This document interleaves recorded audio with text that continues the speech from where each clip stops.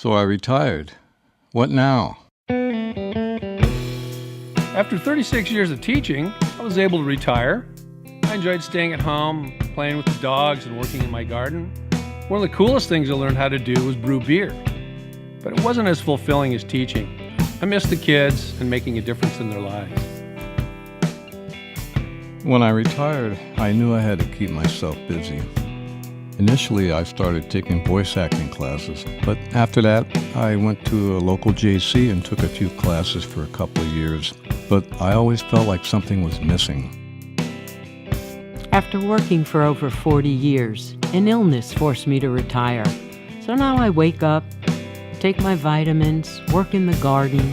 I even volunteer at a cat rescue, which I dearly love. But I miss the excitement of the business, and I especially missed all the fun people I worked with. In this country alone, over 10,000 baby boomers retire every day. To put that into perspective, that's 300,000 every month, 3,600,000 every year. That's the equivalent of Maine, New Hampshire, and Rhode Island's populations combined. What is a baby boomer? A baby boomer is anyone born between 1946 and 1964, and they make up a quarter of the U.S. population.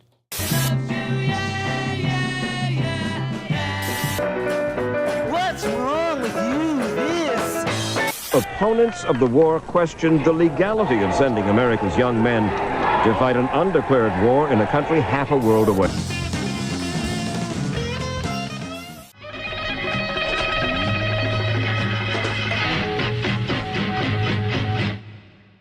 For many baby boomers, our jobs were a big part of our identity. We punched into work day after day and worked hard.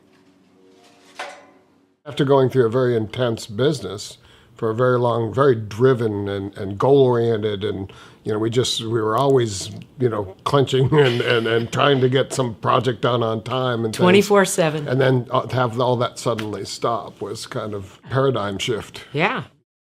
I have met enough people who are retired and don't seem to know what to do with themselves, seem to have lost that spark, that energy. One of the toughest parts about retirement is you have to have some kind of a game plan. Otherwise, you're going to wither away. You have to have a reason to get out of bed in the morning. And what better reason is there than playing music with friends?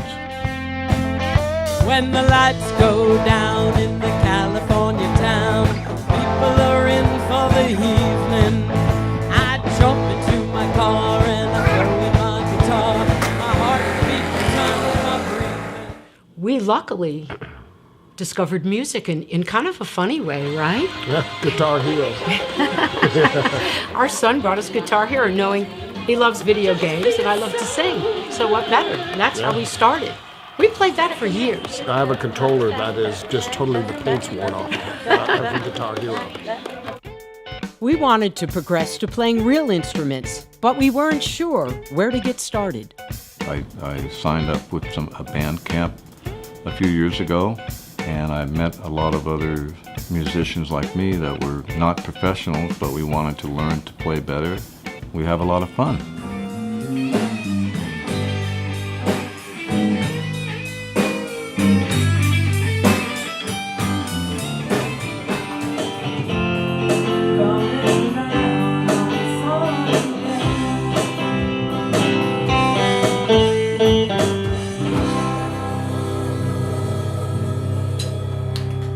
I'm Neville Hormuz. I own Loud and Clear Music in Cotati. We've been in business about 7 years now, and I work with a bunch of terrific guys and ladies. We created Rock Overtime, where we put people in bands together. They sign up, 4 weeks of rehearsals, and then the 5th week is a performance. And it's exciting because, in this store and in every store, there's a small amount of rock stars that are shopping here. Putting people together, it was a really fun way to create community, and it blew up into something that I'm so warmed by. I can't believe that we created something so cool. When I go to a party now, or when we have our Christmas party or anything, there's so many people from the Rock Overtime Band Camp, and there's such a good support group for each other and friends. It's amazing. So that's probably one of the things I'm most proud of.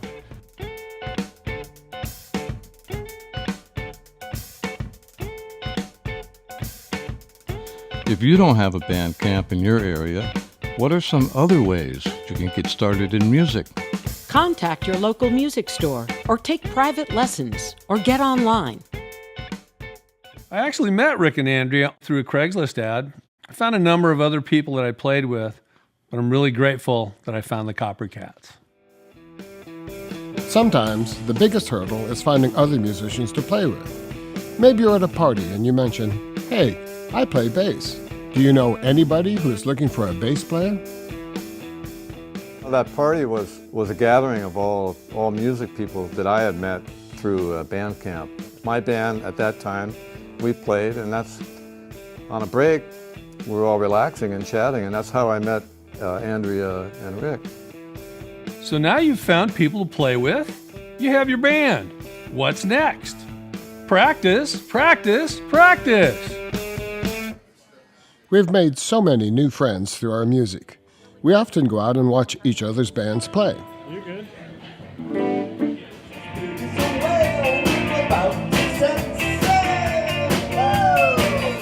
We actually met Janie and Matt taking vocal lessons.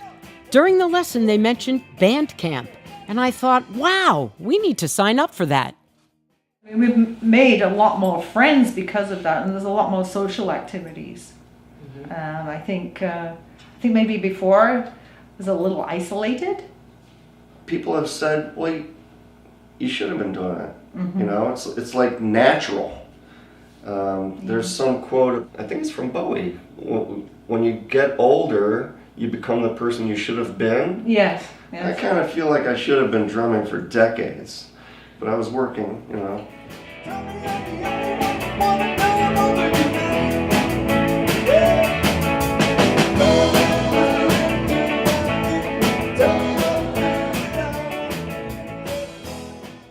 Inspired by the movie Alive Inside, we sought out a couple of experts to help teach us about the benefits of music, particularly on the aging brain. This is your brain on music. The network of regions that we already knew was the brain's reward and pleasure center. We didn't know that it would be activated in music. There is a sex, drugs, and rock and roll center of the brain, and there it is. And luckily, the famous neuroscientist Daniel Levitin agreed to talk to us. Learning to play an instrument when you're older appears to confer some advantages for delaying the onset of Alzheimer's and age-related cognitive decline. So it may not be that learning a musical instrument uniquely does this. There might be other things like learning a new sport or playing bridge or doing crossword puzzles or learning a language. But certainly we see that learning to play an instrument when you're in your 50s or 60s, 70s, and 80s does keep the brain active, and it keeps a lot of different brain regions communicating with one another, and that's an essential part of staving off the effects of age-related cognitive decline, Alzheimer's, and other things like that. The idea is that if you're just thinking the same thoughts and doing the same things you always did, it doesn't force the brain to keep making new pathways available to it. It doesn't force the brain to connect what's going on in this part to what's going on in this part. But music does require that you use a lot of different faculties in your brain. When you get older, you worry about health issues more. My father died of Alzheimer's, and it's really a horrible way to go. And there's a genetic component to it, I understand, so I'm really worried about that aspect of aging. And every time I walk into a room and I forget why I'm there, I think, oh God, it's starting. For tens of thousands of years, music was participatory and everybody joined in. And we see neurochemical benefits from sharing music. For one thing, oxytocin, the trust and bonding hormone that's released between mothers and infants during nursing, that's released when we play music together.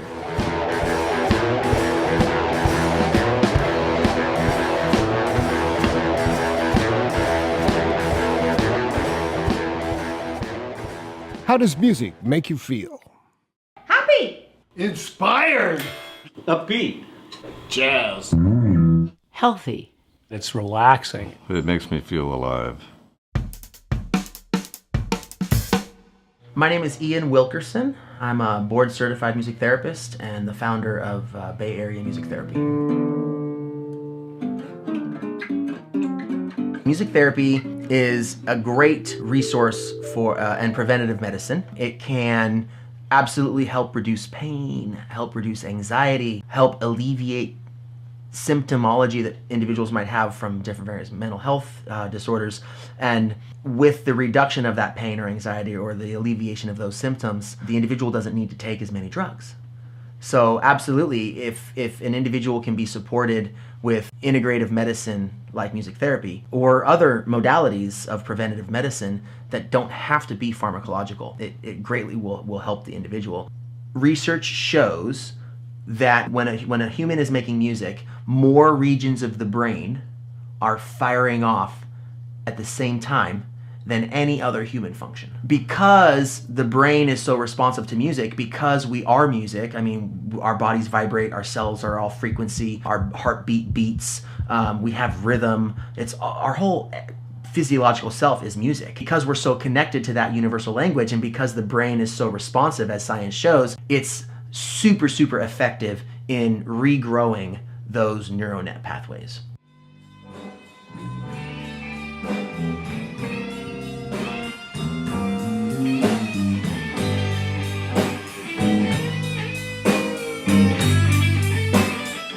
We are the Hanger Band. It might seem intimidating if you know, the idea of taking up an instrument or learning a guitar or drums or whatever, and then joining a band, but the thing is, you're just taking in small steps. I never played in a band before. I was nervous as heck when I was playing with my first bandmates. Just, you know, my hands were shaking. You just have to plow through it. And after a while, you're going to meet some people that you gel with, and anything can happen. And it's worth the effort, worth a try.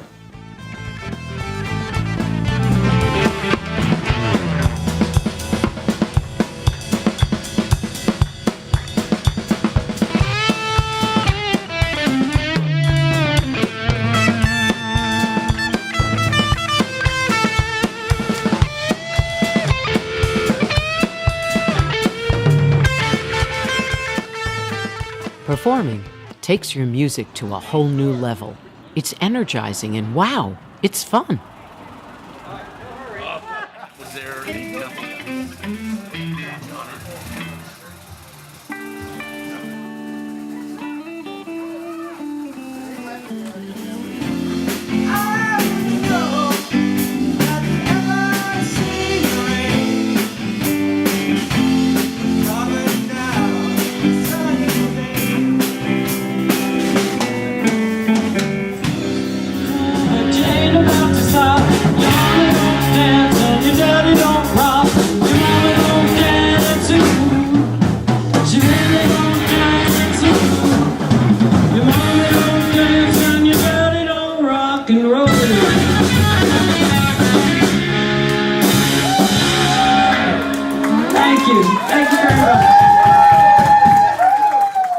When we're oldsters and we learn to play an instrument, it also requires us to be aware of the other people around us and to engage with them.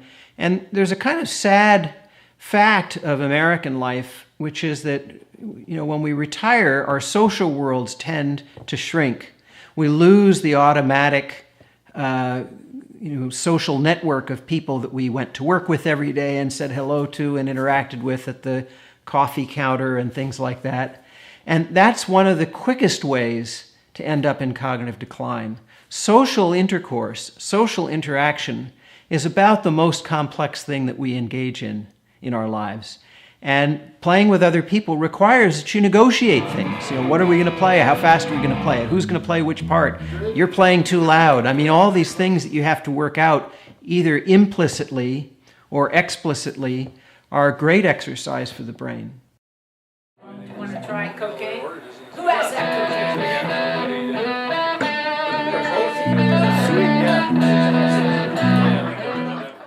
We baby boomers grew up in a really special time where there was a confluence of things going on politically, socially, technologically, and musically. And as the protest grew, so did an increasingly bitter opposition. In Vietnam exploded home.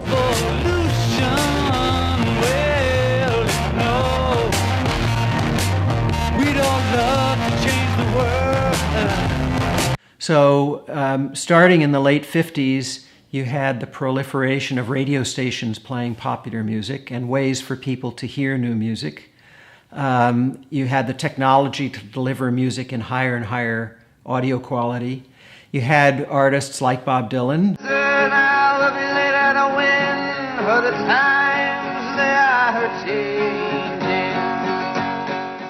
And others who were trying to foment social change, Pete Seeger, the Weavers. Where have you been, my blue-eyed son? Where have you been, my darling young one? Music became a kind of touch point for political action. In the 60s, you had this special time where the music itself was being innovated. You know, what we think of as rock and roll really developed between about 1955 and 1970. Dead center in the sweet spot of the boomer generation. Along with better technology, the ability to carry it around with you, the invention of the transistor meant that we weren't tethered to the music that was in our homes. We could take it with us to the beach or on a hike or wherever we were going. A study came out recently that patients in an operating room prior to the operation were given either Valium, benzodiazepine, or music. And the ones who received the music were showing a lot less anxiety than the ones who had the Valium, and with no side effects.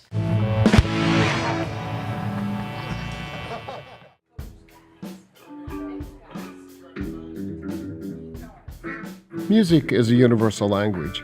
It brings generations together, families together, and even strangers together.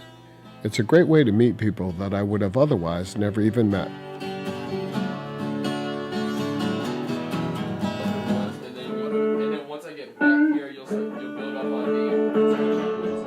When we retired, we lost our social network. But through music, we feel more connected than ever. Throughout the year, we attend music parties hosted by our friends. And once a year, we host our own music party, Sebastopalooza.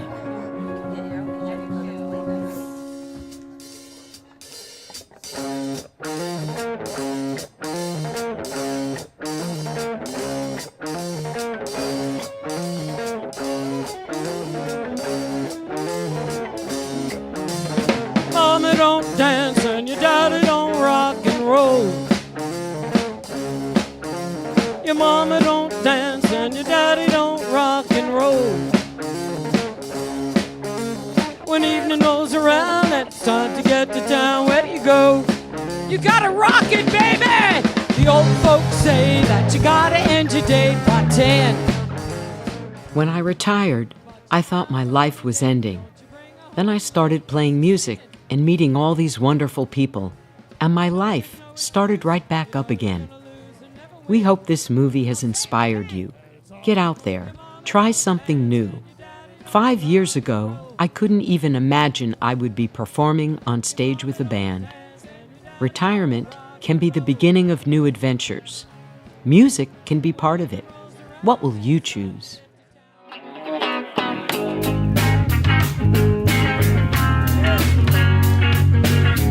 We're the Brazils. Glad to be here. Thanks to everybody. I'm gonna quit the band when things get too rough. Gonna quit the band today. I'm gonna quit the band when can't get my way. Gonna quit the band anyway.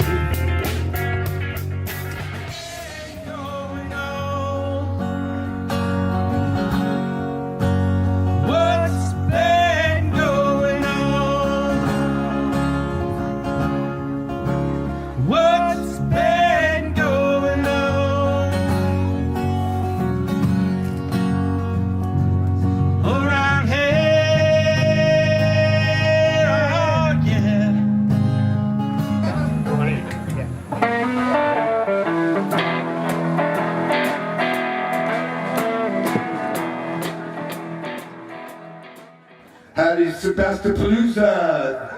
The Copper Cat Barn is over there. First time I've ever been.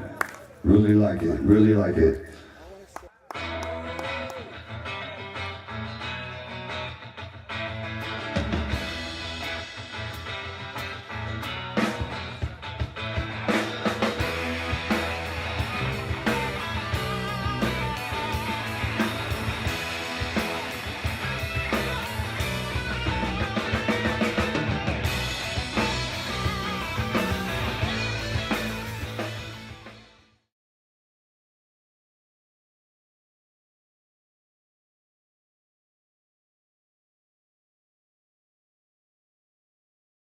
haven't done. Oh, what happened?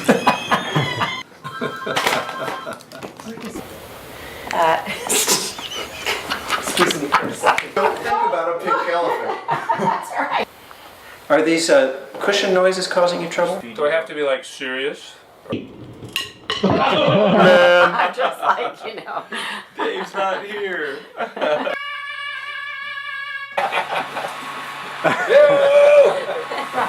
It's perfect. Got created at some point? Well, There's going to be a lot of editing involved with this. Yeah. Yeah.